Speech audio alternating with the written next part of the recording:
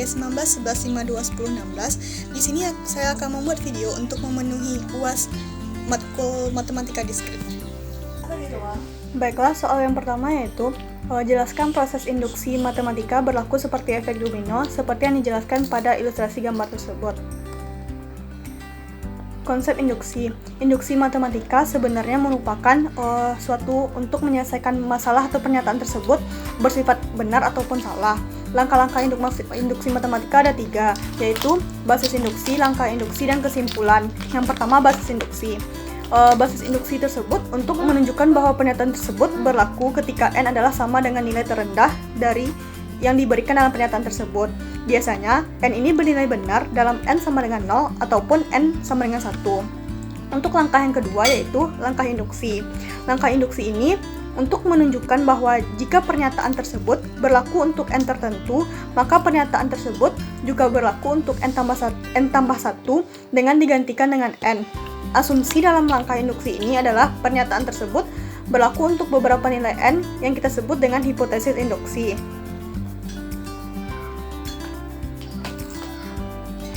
Dan yang ketiga itu kesimpulannya. Kesimpulan itu merupakan hasil di mana pembuktian tersebut bernilai benar ataupun salah.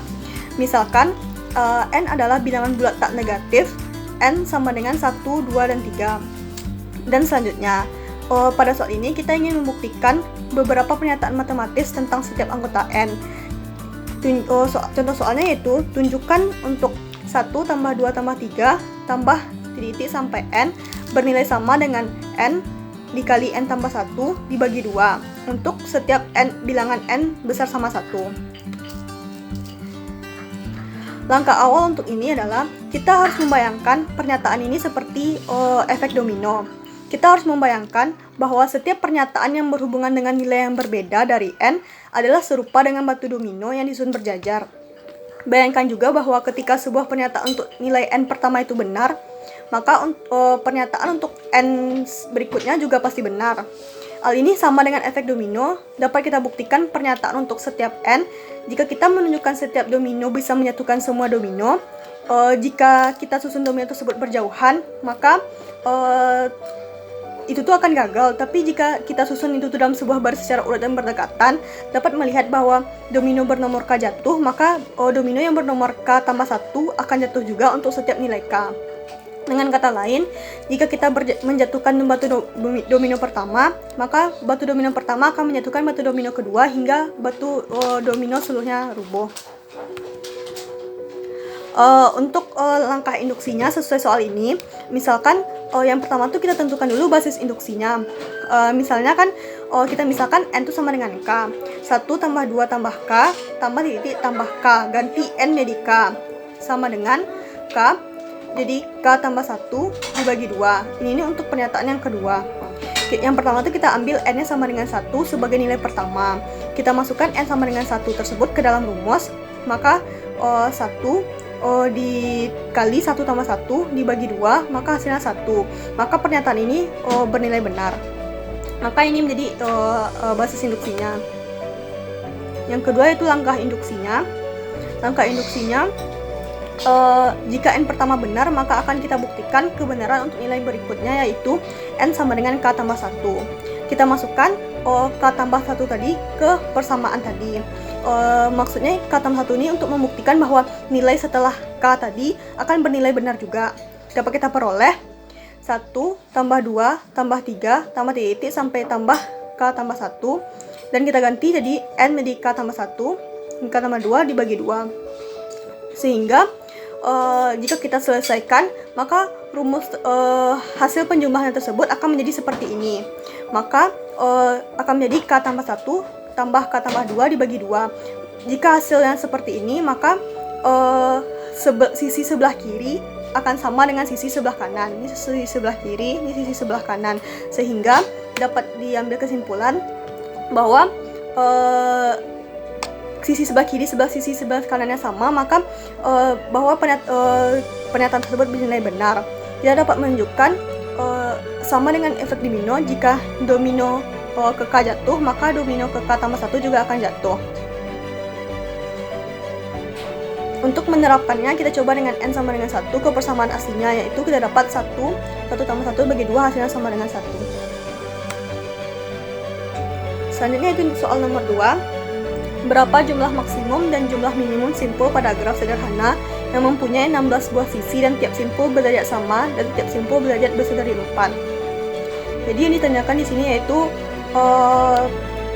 jumlah maksimum dan jumlah minimum simpul dengan 16 buah sisi. Langkah jawabannya, yang pertama tuh tadi di soal dia mengatakan bahwa tiap simpul berderajat sama. Maka jika tiap simpul ini berderajat sama, maka itu tuh kita menggunakan graf teratur. Karena terdapat graf lingkaran dan graf lengkap, tapi di soal ini kita menggunakan graf teratur. Dan untuk rumus jumlah sisi pada graf teratur yang berderajat R adalah E sama dengan NR per 2 dan N sama dengan 2E per R. Maksudnya di sini kan E ini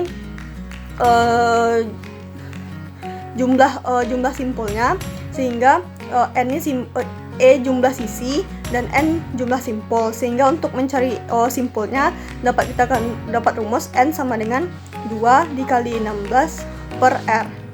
R ini jumlah dari R ini maksudnya adalah derajat dari simpul. Sehingga pertama tadi kan di soal katanya dan tiap simpul berderajat besar dari 4. Sehingga untuk besar dari 4, yang pertama kita coba dulu besar sama 4. Otomatis kita coba dulu yang R sama dengan 4. Untuk mencoba R sama dengan 4, kita dapatkan N sama dengan 32 per 4 sama dengan 8. Sehingga jumlah simpul maksimum yang dapat dibuat yaitu 8. Tadi kan R-nya besar sama 4. Kita coba yang R sama dengan 8 dan R sama dengan 16. Maka dapat dihasilkan N sama dengan 4 dan N sama dengan 2. Tapi hasil ini tidak mungkin untuk membuat graf sederhana. Karena di soal tadi kita tuh merupakan graf sederhana. Graf sederhana ini graf yang tidak memiliki gelang dan tidak memiliki simpul ganda. Jadi jumlah simpul yang dapat dibuat yaitu maksimum dan minimumnya adalah 8. Soal yang ketiga yaitu jelaskan pemahaman saya mengenai rekursi dan apa fungsi utama dari rekursif tersebut. Rekursif itu merupakan sebuah fungsi yang memanggil dirinya sendiri. Contohnya seperti ini. Untuk menghitung hasil kali dari dua buah bilangan. Return A if B sama dengan 1, else A tambah kali A, B kurang 1. Cara kerja rekursi ini, selama nilai B yang bukan 1, fungsi tersebut akan terus memanggil A tambah kali A kurang, B kurang 1. Yang tahapannya memanggil dirinya sendiri sambil mengurangi nilai B. Contohnya seperti ini. A-nya sama dengan 2 dan B-nya sama dengan 4. 2 tambah kali 2,3. 3 ini kan dapat dari B kurang 1. 4 kurang 1 sama dengan 3. Diselesaikan bahwa hasilnya 8. Bahwa sebelum melakukan melakukan panggilan fungsi rekursif ini, terlebih dahulu sampai fungsi rekursif tersebut dikembalikan lagi, melakukan perulangan sampai fungsi rekursif tersebut mengembalikan nilai pada nilai pasti sama dengan 2. Setelah menghilangkan semua pemanggilan fungsi, penambahan baru dilakukan dan mulai dari nilai kembalian dari fungsi yang paling terakhir. Jadi, fungsi rekursif ini terdapat 2. Fungsi rekursif selalu memiliki kondisi yang menyatakan kapan fungsi tersebut akan berhenti.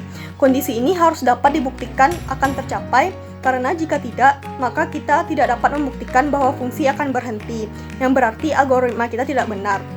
Dan juga, fungsi rekursif selalu memanggil dirinya sendiri sambil mengurangi atau memecahkan data masukan setiap panggilan. Hal ini penting diingat karena tujuan utama dari rekursif ialah memecahkan masalah dengan mengurangi masalah tersebut menjadi masalah-masalah yang lebih kecil.